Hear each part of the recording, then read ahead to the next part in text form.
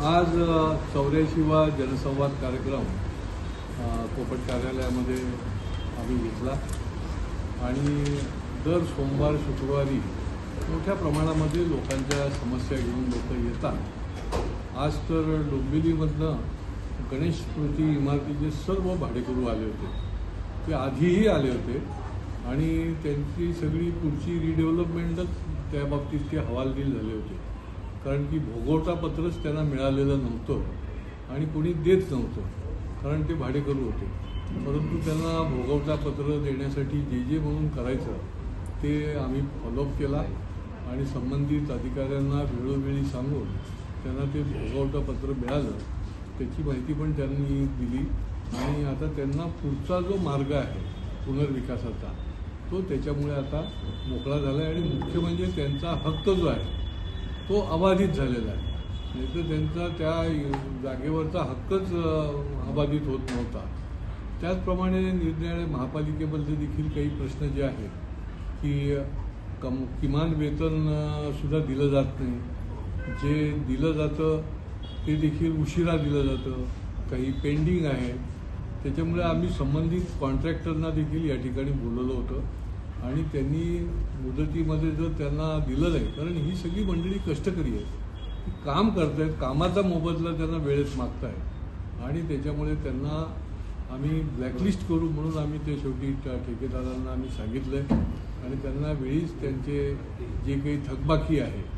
किंवा एक कॉन्ट्रॅक्टर बदलल्यानंतर दुसरा कॉन्ट्रॅक्टर येतो ठेकेदार,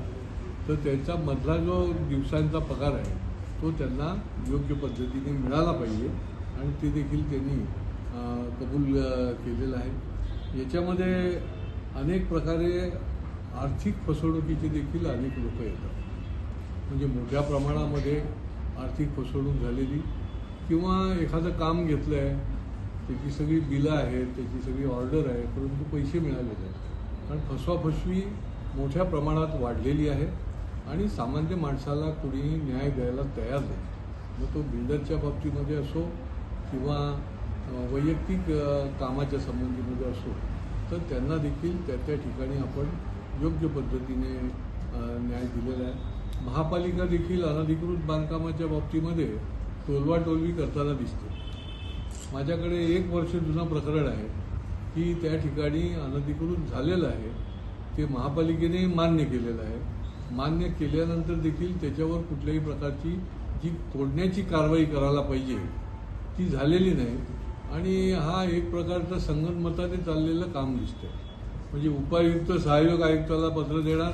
सहाय्यक आयुक्त करतो म्हणून सांगणार, पुन्हा उपायुक्त सहाय्यक आयुक्ताला पत्र देत राहणार आणि अशा पद्धतीने हे जे काही वेळखाऊ धोरण आहे याच्यावर आळा घालण्यासाठी योग्य ते टाईम बाउंड प्रोग्राम, अनधिकृत बांधकामाचा विषय असा आहे की ते योग्य वेळेला टाईम बाउंड जर नाही केलं तर त्याचा न्याय जो आहे तो मिळू शकत नाही आणि म्हणूनच ते बांधकामाला पेव फुटतं। तर त्यासंबंधी देखील आता आयुक्तांची जी आमची भेट होणार आहे त्यावेळेला हा मुद्दा देखील या संबंधामधला आम्ही अग्रक्रमाने घेणार आहोत।